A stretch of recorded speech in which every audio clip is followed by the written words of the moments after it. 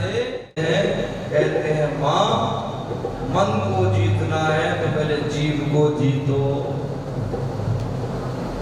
ये फिर तुम्हारा मन संसार के मरे हुए पति को छोड़ करके गोविंद भगवान को पति बनाने के लिए मान जाएगा।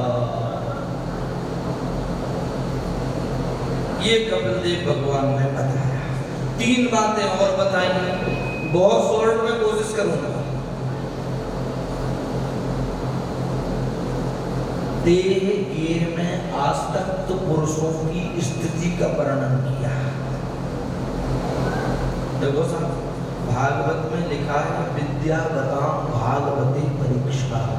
विद्या बताम भागवते, बड़े से बड़ा विद्वान संसार का कोई आए और उसको अगर आपको परीक्षा लेना है तो भागवत में परीक्षा लेंगे तो वो भी फेल हो जाएगा, क्योंकि भागवत समाधि भाषा में है, इतनी क्लिष्ट और कठिन है कि यदि भागवत सुनाई जाए तो पहले तो सुनाने वाला नहीं है, धरती पर हो जाएगा।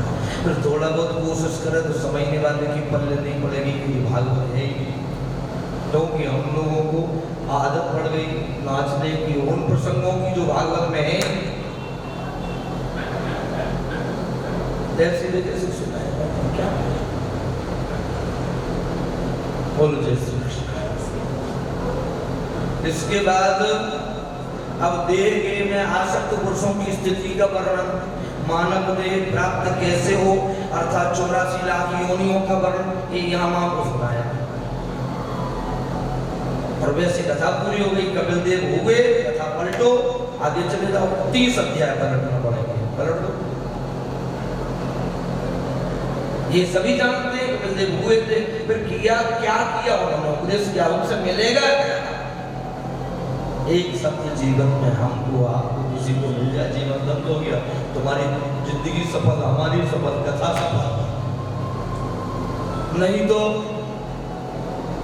वो गौ माता है, गौ माता की आंचल में, स्तनों में जहाँ से दूध निकलता है वहाँ काले काले कीड़े लगे रहते हैं, कीड़े लगे रहते ना। जिसने गौ पाली उसको पता होगा, दूसरे को नहीं, है ना? किसको पता है? बताओ, हाथ उठाओ। देखो, गौ माता के आंचल में, स्तनों में दूध निकलता, वहाँ काले काले कीड़े लगे रहते, उनके कई पग होते हैं, बहुत सारे पगों के कीड़े होते हैं, गोल बिंदी की तरह, और उसका मुंह मांस में चुभा होता है, पूरा आधा घुसा होता है आंचल में, और वो खून पीता है माताओं के दूध है, खून पीता है, तो दूध दूर है क्या उससे? वही है जहां से दूध निकलता है, वो बेटा वही है, पी क्या रहा है? खून। ये मतलब नहीं है कि पास में रहने से कथा हम कर ले, सुन ले, समझ में आ जाए, नहीं। यदि हमारे भाग्य में लिखी है तो ही समझ में आएगी। जैसे जिसके भाग्य में गाय का शुद्ध दूध लिखा है, वो चाहे गौ रखे या न रखे, सेवा करेगा या न करे, उसके पास 1000 किलोमीटर से चलते दूध पहुंचेगा। जिसके नहीं लिखा वो समझ लो गौ माता के स्तनों में लगने वाला वही कीड़ा है, खून पी रहा है। इस अभिमान में जी रहा है कि दूध का भंडार मेरे पास है, इस अभिमान में जी रहा है कि मैं तो इतना बड़ा विद्वान हूँ। अरे मैंने शौकत आए करनी, तुम क्या सिखाओगे मुझे? समझ लो मूर्ख है वो पी रहा है खून। नहीं, 100 को छोड़ो, लाख भी हो जाए शरीर से तो हम भागवत नहीं जान सकते, नहीं जान सकते, नहीं जान सकते। गुरुदेव भगवान के प्रसाद से, कृपा से जो प्रसाद प्राप्त हो रहा है वो दे रहे हैं।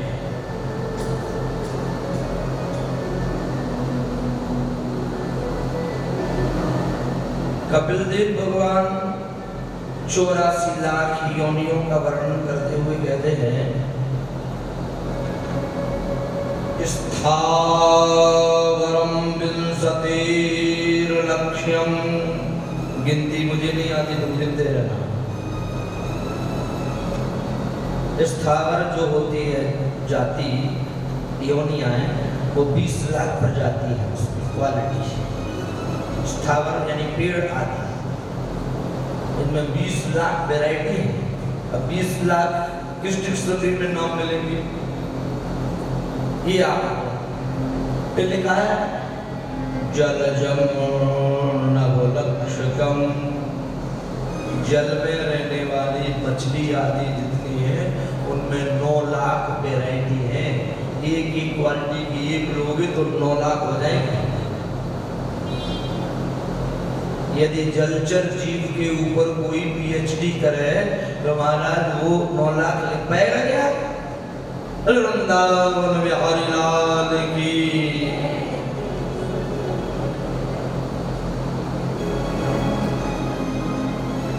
इसके बाद कूर्मैष रुद्र लक्ष्यम च, जो कीड़े मकोड़े होते हैं वो नवलक्षकम, उनके लिए महाराज रुद्र लक्ष्यम च। रुद्र मीन्स होता है 11। कितना? 11। पहले कितने हुए? 20 लाख। फिर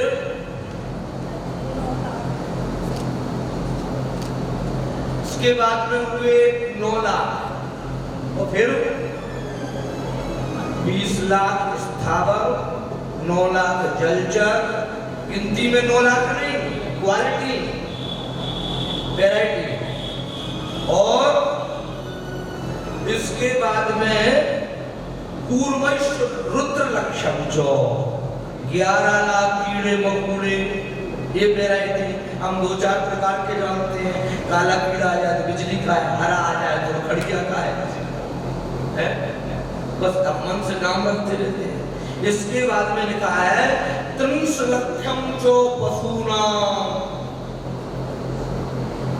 पशुओं में 30 लाख वैरायटी है।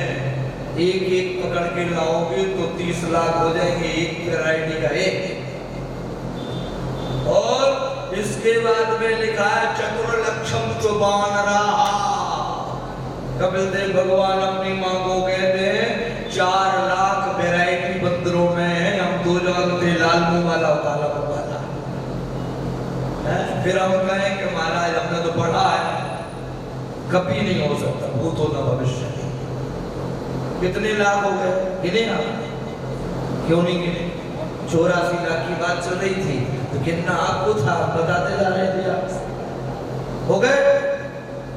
तो देखो फिर सुनो, स्थावरम 20 लक्षम च, 20 लाख स्थावर। जलजम नवलक्षकम, 9 लाख। ये हुए जलचर, इसमें वैरायटी, संख्या नहीं है। इसके बाद में कूर्मैष रुद्र लक्ष्यम, रुद्र मान्य होते हैं महाराज 11। ये 11 लाख ये हुए। 30 लक्षम पशुनाम च, 30 लाख पशु। कितने हुए?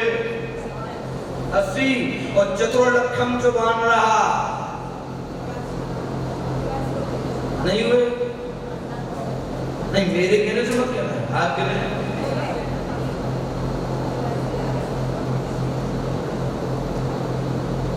भैया 20 लाख पहले हुए, 9 फिर हुए और 11 फिर हुए। कितने हो गए? हैं? 40। और इसके बाद में आप 10 लक्षम च पक्षिणा, 10 लाख पक्षी। कितने हुए? फिर 30 लाख पशुनाम च, कितने हुए? 10 चतुर्लक्षम च वानरा, हो गए? फिर भी नहीं हुए ना भाई। मैं तो समझता था मैं ही गणित नहीं पढ़ा हूं, इसीलिए तो आपसे गिनवाता। इसके बाद में लिखा है कपिल देव भगवान कहते ततो मनुष्यताम प्राप्तो, इसके बाद मनुष्य बनते हो। 84 लाख में आप गधा भी बने, कुत्ता भी बने, सांप भी बने, गडूरा भी बने।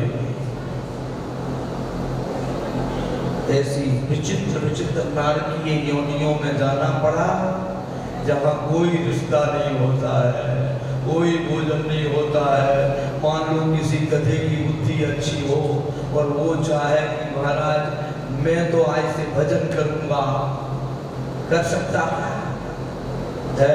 किसी महाराज गडूरे का विवेक जाग जाए कि दाल रोटी ही खाऊंगा, मिलेगी? कपिल देव भगवान ने अपनी माँ को कहा, माँ 84 लाख के बाद जो मनुष्य देह है वो कैसे मिलती है, बहुत बारीकी से बताया साहब। विश्व के जितने भी वैज्ञानिक हैं, विश्व का जितना भी मेडिसिन है, जितने भी डॉक्टर्स हैं, वो पूरा का पूरा ऐसा कूट कूट के भागवत में भरा है। अब आपको भी भागवत नहीं, देखिए मैं आपको श्लोक बताता हूँ। भागवत के श्लोक में कपिल देव भगवान कहते हैं, माँ स्त्रिया प्रविष्टा उदरम पुंसो रेता कणाश्रयः। हे माँ, जब स्त्री पुरुष का मिलन होता है तब पुरुष के जो है तेज के कण स्त्री के उदर में प्रवेश कर जाते हैं, और जब स्त्री के उदर में तेज प्रवेश करता है तो लिखा है कललम तु एक रात्रिणो, कललम तु एक रात्रिणो, एक रात में कलल नाम की संज्ञा दी गई है। कलल माने होता है मिश्रण, समझना। फिर लिखा है पंचरात्रम बुधबुदम, 5 रात्रि में माँ के गर्भ में वो जो बच्चा है ना, वो पानी के बुलबुले के बराबर हो गया, सॉफ्ट है। अभी ऊंचा नीचा पग पड़ने से, गलती होने से वो गर्भ नष्ट होगा, तब हम कहेंगे कि 5 दिन इस बार माँ हमारी लेट हो गई। नहीं, गर्भ नष्ट हुआ। दशाए तू कर कंधू, 10 दिन में, 5 दिन में पानी के बुलबुले के बराबर, 10 दिन में करकंदू मतलब बोर के बराबर बेर होता है ना, हार बेर, बेरी का बेर खाते हो, इतना बड़ा पेश मांडम तथा परम, 1 महीने में मांस का